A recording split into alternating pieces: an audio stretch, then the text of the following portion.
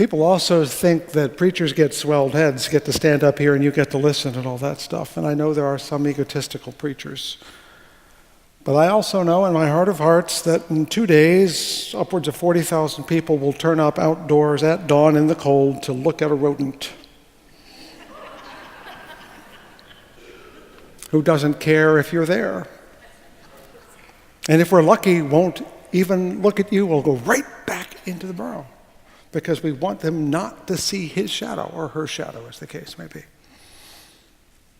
That's the stone in the rubble I want to lift up a little bit today.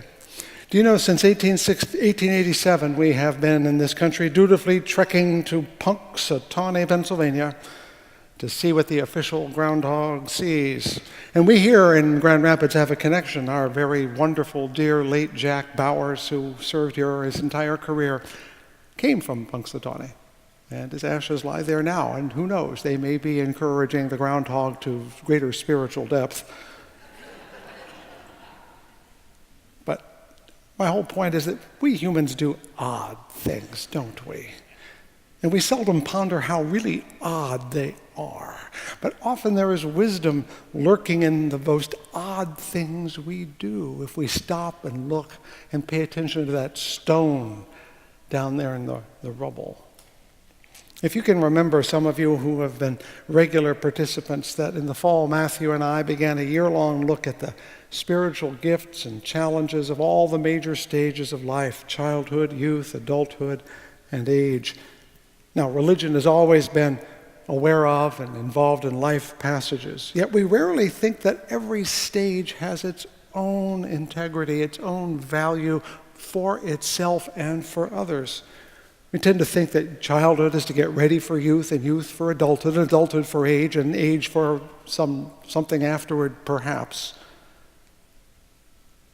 But churches like ours try to say that every person has value and worth right now. And that means children are spiritually important as children, not just as potential adults. And elders have importance long after they cease to be drawing a paycheck, and yet we have never in this society articulated a true role for elders. No wonder it's so hard.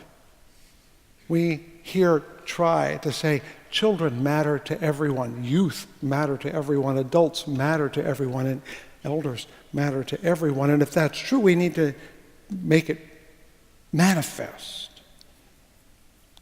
Of course, like I said, religion has been knowing this for some time.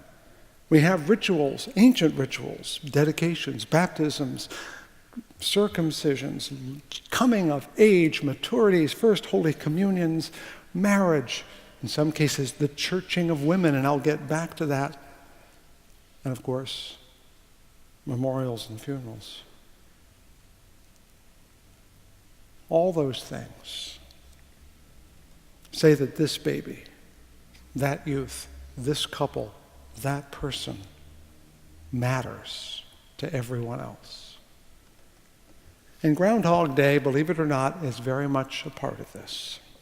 So I'm going to ask you to take a little spiritual trek, like the alligator wrestling guy, into the jungles of the spirit to see how it all connects. From what I can tell, it was probably German immigrants who somehow ascribed to rodents the capacity to predict the weather. I don't know why. You'll have to ask a German immigrant. But these same people who believed that animals that lived in burrows could predict the weather also considered February 2nd to be rent-paying day. I haven't figured that connection out, but it seems to be important. It also turns out that February 2nd is the Feast of the Purification of the Virgin. Sister, you know what I mean, right? Feast of the Presentation of the Temple. Thank you, sister, for coming today. It's a great holiday that's been around for a long time. I should say feast. It's a sacred occasion, not a festival in the sense of having a party.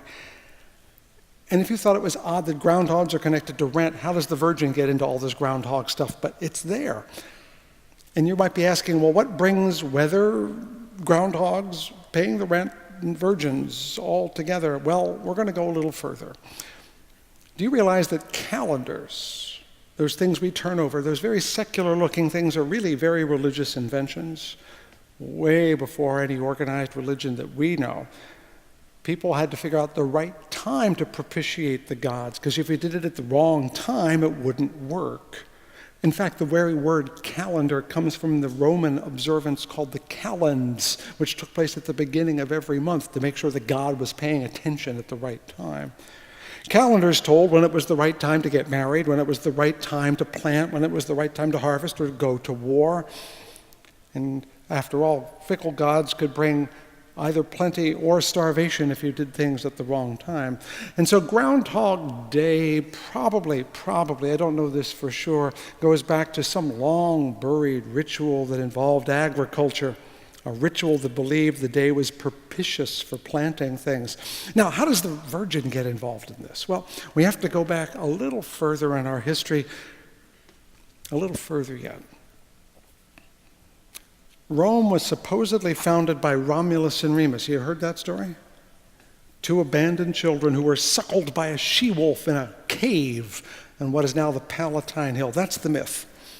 And they had an observance for a long time every year to commemorate that, and it was called, called the Luperci, where they sacrificed a wolf in the grotto. That's the way you show gratitude for something, by killing its successors, apparently. But over time, it started to be involved with something called the Lupercal, which is not the Luperci, but the similarity of names apparently connected them. And that was the Roman name for the god Faunus, a faun, which doesn't mean a baby deer, by the way. Faun is the Roman term for the Greek god Pan, P-A-N, panpipes. So now you have in your head a picture of a small, half-goat, half-human creature with a reputation for lusty pursuits, right? That's the image I want you to have, because the festival of the Lupercalia became a celebration of Faunus, Pan, and the half-goat and the sacrifice came to represent the god, and strips of goat hide were carried all over the hills of Rome, saturated in goat blood, and young men would fling the goat blood all over the place, hoping to have it land on young women to ensure their fertility. Is this bizarre or what? The goat hides were called februa, which is why we call the month February. It's the month of the dripping, bloody goat hides. I say this with great honor because this week, starting tomorrow, is the beginning of February, and our 99-year-old and our 5-year-old and yours truly have celebrate their birthday in February. So we are proud carriers of the bloody goat hide. But it's not over there. I haven't gotten to the Virgin yet, have I? Well, generations later, when Roman pagan religion was fading away and Christianity was rising up, the Byzantine Church, that's the one in Constantinople, determined that the Feast of the Purification should be held on February 15th. Now, where did that come, the Feast of the Purification? Well, you heard in the reading from Leviticus that when a woman has a male child, she must wait 8 days before it is circumcised and another 30 days before she is, quote, purified according to Jewish law. Well, they rounded that up to 40 days. And that landed on the 15th of February, right in the middle, if you'll note, what is called the Ides of February. But you see, the Christian church was disagreeing about when to celebrate the birth of Jesus. In Constantinople, that was January 6th. In Rome, it was December 25th, and you count 40 days, and you land on February 2nd.